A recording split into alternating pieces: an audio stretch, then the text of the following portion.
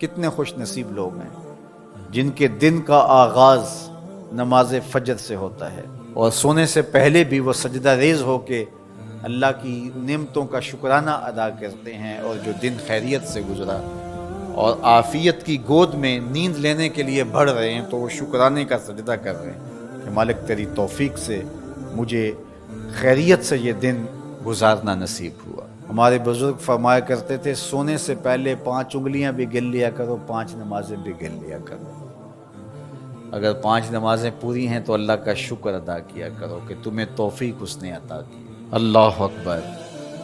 حضور علیہ السلام نے کچھ لوگوں کو دیکھا معراج کی شب کہ ان کے سر پتھروں سے کوٹے جا رہے ہیں، کچلے جانے کے بعد پھر دوبارہ سر صحیح کر دیے جاتے ہیں، پھر پتھروں سے ان کے سر کوٹے جاتے ہیں، ریزہ ریزہ ہو جاتے ہیں، پھر دوبارہ ان کے سر صحیح کر دیے جاتے ہیں۔ جبریل امین نے کہا حضور یہ آپ کی امت کے وہ لوگ ہیں جو نماز میں کاہلی کیا کرتے تھے، نماز میں سستی کیا کرتے تھے، نماز پر بوجھ تھا، یہ وقت ہو گیا ہے اب پڑھنی پڑے گی، دیر کرتے رہتے، پہلے پڑھنا ہی نہیں چاہتے تھے، اگر پڑھنی پڑھ بھی جاتی تو پھر نماز کی وجہ سے ان کے سر بوجھل رہتے تھے۔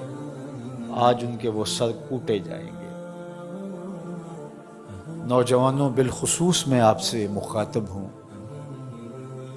ماں باپ کو زور نہ لگانا پڑے، آپ کی منتیں نہ کرنی پڑیں، آپ کے ترلے نہ کرنے پڑیں، آپ کو جھڑکنا نہ پڑے، جب حیا علی الصلاۃ کی آواز آئے تم بستر سے چھلانگ لگا کے اٹھ جاؤ کہ میرے رب کا بلاوا ہے میرے نام۔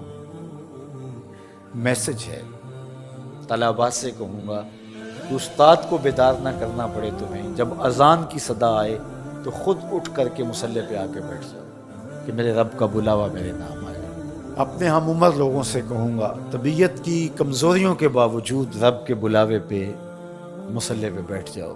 نماز کا چھٹکارا نہیں ہے، رستگاری نہیں ہے۔ زکوٰۃ نصاب پہ واجب ہوتی ہے، حج استطاعت پہ واجب ہوتا ہے، روزہ صحت کے ساتھ مشروط ہے، اگر شیخ فانی ہے یا ایسی بیماری ہے روزہ نہیں رکھ سکتا فدیہ دے دے۔ مسافر کو چھوٹ ہے، بیمار کو چھوٹ ہے کہ وہ دیگر ایام میں اس کی قضا کر لے، لیکن نماز کی چھوٹ نہیں ہے۔ بیمار ہے تب بھی پڑھے گا، صحت مند ہے تب بھی پڑھے گا، حضر میں ہے تب بھی پڑھے گا، سفر میں ہے تب بھی پڑھے گا۔ بالغ کے اوپر نماز کی کسی صورت میں بھی رخصت نہیں ہے۔ کھڑے ہو کے نہیں پڑھ سکتا بیٹھ کے پڑھ لے، بیٹھ کے نہیں پڑھ سکتا لیٹ کے پڑھ لے، اشارے سے پڑھ لے۔ وضو کے لیے پانی دستیاب نہیں ہے تو تیمم کر لے، حالت سفر میں ہے قصر کر لے، آدھی پڑھ لے پوری نہ پڑھے، دشمن کے مقابلے میں ہے صلاۃ الخوف کی صورت میں پڑھ لے۔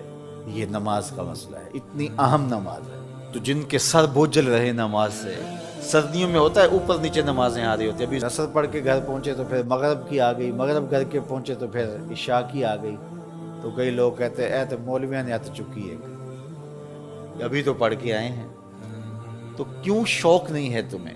ایک نماز کے بعد وہیں بیٹھ کے دوسری نماز کے انتظار میں مسجد میں قیام کرنے والا اللہ اکبر، فرشتے ناز برداریاں کرتے ہیں۔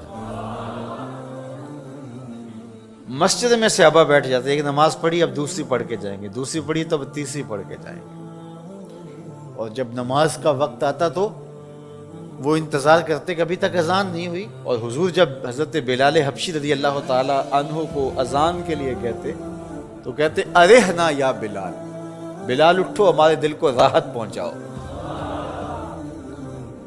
آنکھوں کی ٹھنڈک قرار دیا نا نماز کو، جعلت قرۃ عینی فی الصلاۃ، میری آنکھوں کی ٹھنڈک نماز میں رکھی گئی، تو یہ دل کا قرار ہے، راحت قلب محمد ہے صلی اللہ وآلہ وسلم۔ اللہ اکبر، یہ معراج کا تحفہ خاص ہے جو ہمیں